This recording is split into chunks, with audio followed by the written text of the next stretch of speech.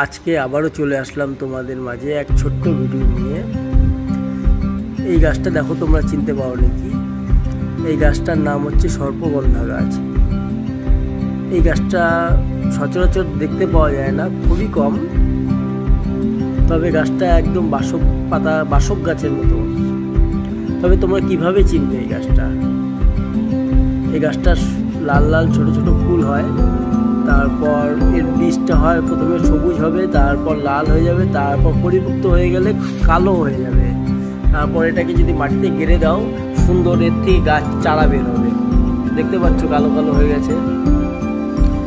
এখন এই পাতাটা দেখলে তোমরা অবশ্যই চিনতে পারবে। পাতাটা দেখো কত সুন্দর, ত্রিশূলের মতো কাটা কাটা আছে সামনের দিকটা। সামনে প্রত্যেকটা পাতায় ত্রিশূলের মতো কাটা কাটা আছে।